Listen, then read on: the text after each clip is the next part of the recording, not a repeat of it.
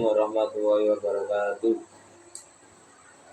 Saya akan mempresentasikan tentang konsep dasar fisiologi umum. Yang pertama, pengertian fisiologi umum. Fisiologi berasal dari bahasa Inggris yaitu physiolog, yang berakal pada dua kata dari bahasa Yunani yaitu pasce berarti jiwa, soul mit spiritu, dan logos yang berarti ilmu, nalar logika. Jadi secara harfiah fisiologi berarti ilmu jiwa. Fisiologi terbagi dua macam yaitu fisiologi umum dan fisiologi khusus. Fisiologi umum adalah ilmu yang membahas tentang aktivitas jiwa pada umumnya yang normal, dewasa, dan beradab. Sedangkan fisiologi khusus merupakan ilmu yang membahas tentang aktivitas manusia berdasarkan kekhususannya.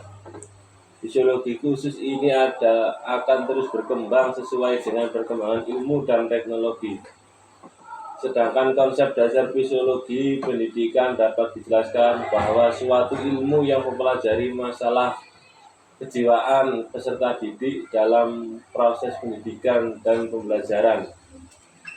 Studi sistematis tentang proses dan faktor-faktor yang berhubungan dengan pendidikan manusia. Fisiologi pendidikan merupakan fisiologi khusus dan terapan. Yang kedua, definisi objek psikologi. Psikologi sebagai ilmu pengetahuan harus memiliki objek yang jelas. Pertanyaannya, apa objek dari fisiologi tersebut? Dalam ilmu pengetahuan, objek dibagi menjadi dua, yaitu objek material dan objek formal. Objek material dapat diartikan sebagai setiap sesuatu yang konkret dan dipelajari dalam ilmu terkait. Adapun objek formal adalah sesuatu perspektif yang digunakan untuk meneliti dan mengkaji objek material tersebut. Berdasarkan hal ini, maka fisiologi mempelajari tentang intelektualitas, persepsi, sensasi, mimpi, sikap, memori, psikologi kepribadian, proses belajar, prasangka, konsep diri, motivasi dan motif, kepemimpinan, pola komunikasi, abnormalitas fisiologi. Untuk melihat kepribadian atau karakteristik yang sudah menetap sangat lama dan sering dan dalam diri seorang, diperlukan sampel perilaku yang memiliki pola kontinuitas, sehingga membaca karakteristiknya atau kepribadian berdasarkan wajah jelas tidak mungkin. Maka dari itu, untuk membaca karakteristik bisa dilakukan dengan pengamatan selama tentang waktu tertentu dan menjalani tes fisiologi khusus, tes kepribadian. Yang ketiga, deskripsi tujuan dan manfaat fisiologi umum. Fisiologi menjadi suatu ilmu pengetahuan yang memiliki tujuan. Salah satunya adalah untuk memahami perilaku manusia. Maka dari itu, mempelajari fisiologi akan mendapatkan manfaat mengingat tema-tema yang dipelajari. Fisiologi sangat dekat dan berada di sekeliling setiap orang. Beberapa manfaat mempelajari fisiologi sebagai berikut. Yang pertama, meningkatkan kesadaran diri. Salah satu tema penting yang dipelajari dalam fisiologi adalah kesadaran dan alam bawah sadar.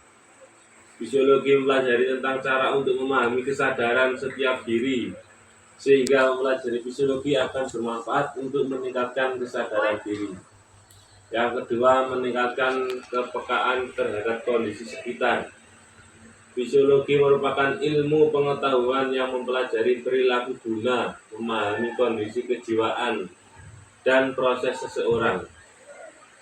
Untuk dapat mempelajari perilaku tersebut, seorang harus memiliki kemampuan mengamati dengan baik. Ini artinya mempelajari fisiologi dapat mendorong seorang untuk memiliki kemampuan mengamati dengan kepekaan. Kepekaan dan kemampuan mengamati ini kemudian akan menjadi modalitas berharga diri, sehingga bisa membantunya untuk mengatasi permasalahan dan memberikan arahan yang jelas.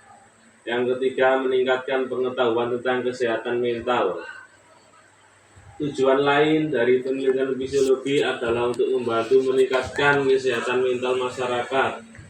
Literasi atau pengetahuan masyarakat tentang kesehatan mental belum termasuk tinggi, berbeda ketika seorang mengalami sakit secara fisik. Maka dengan mempelajari fisiologi akan membawa manfaat bahwa kesehatan mental juga tak kalah penting, sehingga kesehatan mental perlu mendapatkan perhatian serius oleh masyarakat. Yang keempat, menciptakan keteraturan hidup. Fisiologi mempelajari berbagai hal terkait dengan pemahaman terhadap diri sendiri dan juga orang lain.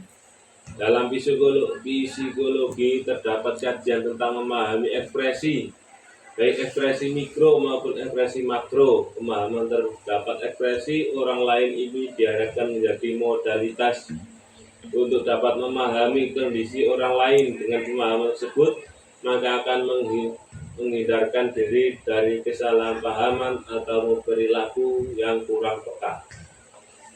Yang kelima, memperbaiki generasi. Tentang penting lainnya yang dipelajari dalam fisiologi adalah pengasuhan dan fisiologi perkembangan. Pengasuhan mengkaji tentang pola atau teknik mengasuh anak. Berdasarkan penelitian, pola pengasuhan ini dapat menyebabkan terbentuknya karakteristik anak. Lebih jauh, pola pengasuhan memberi pengaruh terhadap perilaku anak di masa mendatang. Keenam, meningkatkan kualitas perkembangan manusia dan pendidikan. Salah satu cabang fisiologi adalah fisiologi pendidikan, yaitu cabang dari ilmu fisiologi yang mempelajari dinamika kejiwaan dan proses mental manusia dalam konteks dan aktivitas pendidikan dan pembelajaran. Pendidikan dan fisiologi berkembang ini artinya mempelajari fisiologi pendidikan dan fisiologi perkembangan dapat menjadi modalitas untuk meningkatkan kualitas perkembangan manusia dan pendidikan. Yang keempat, ruang lingkup fisiologi umum. Ada yang pertama yaitu fisiologi klinis. Fisiologi klinis adalah cabang fisiologi yang berfokus pada penilaian, diagnosis, dan pengobatan gangguan mental dan emosional. Yang kedua, fisiologi pendidikan. Fisiologi pendidikan adalah cabang fisiologi yang mempelajari bagaimana orang belajar dan bagaimana proses pengajaran dapat ditingkatkan. Yang ketiga, fisiologi sosial. Fisiologi sosial adalah cabang fisiologi yang mempelajari bagaimana pemikiran, perasaan, dan perilaku individu dipengaruhi oleh kehadiran orang lain, baik secara nyata maupun imajiner. Yang keempat, fisiologi perkembangan. Fisiologi perkembangan adalah cabang fisiologi yang mempelajari bagaimana individu berkembang dan perubahan sepanjang hidup mereka dari masa bayi hingga lanjut usia. Yang kelima, fisiologi kognitif. Fisiologi kognitif adalah cabang fisiologi yang mempelajari proses mental seperti persepsi, memori, perhatian, pemecahan masalah, dan pengambilan keputusan. Fisiologi kognitif sering melibatkan eksperimen laboratorium untuk mengkaji bagaimana otak bekerja saat melakukan tugas-tugas tertentu, seperti mengingat informasi atau membuat keputusan. Penemuan dari penelitian fisiologi kognitif seringkali diaplikasikan dalam bidang lain seperti perkembangan teknologi, pendidikan, dan bahkan kecerdasan buatan untuk meningkatkan efisiensi dan efektivitas proses kognitif. Kesimpulan fisiologi berasal dari bahasa Inggris, yaitu fisiolog, yang berakar pada dua kata dari bahasa Yunani, yaitu fisio berarti jiwa. Fisiologi terbagi dua macam, yaitu fisiologi umum dan fisiologi khusus. Fisiologi umum adalah ilmu yang membahas tentang aktivitas jiwa pada umumnya, sedangkan fisiologi khusus merupakan ilmu yang membahas tentang aktivitas manusia berdasarkan kekhususannya.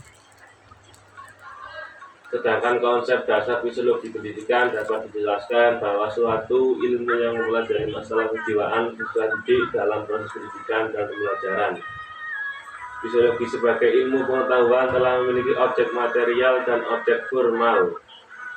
Fisiologi menjadi suatu ilmu pengetahuan tentu memiliki tujuan. Salah satunya adalah untuk memahami perilaku manusia. Manfaat mempelajari fisiologi yang yaitu pertama meningkatkan kesadaran diri, kedua meningkatkan kepekaan terhadap kondisi sekitar, ketiga meningkatkan pengetahuan tentang kesehatan mental, keempat menciptakan keteraturan hidup, kelima memperbaiki generasi, keenam meningkatkan kualitas perkembangan manusia dan pendidikan. Adapun ruang lingkup fisiologi yaitu yang pertama fisiologi klinis, yang kedua fisiologi pendidikan, yang ketiga fisiologi sosial, yang keempat fisiologi perkembangan, yang kelima fisiologi kognitif. Sekian presentasi dari saya, kurang lebihnya saya mohon maaf yang sebesar-besarnya. Saya akhiri, wassalamualaikum warahmatullahi wabarakatuh.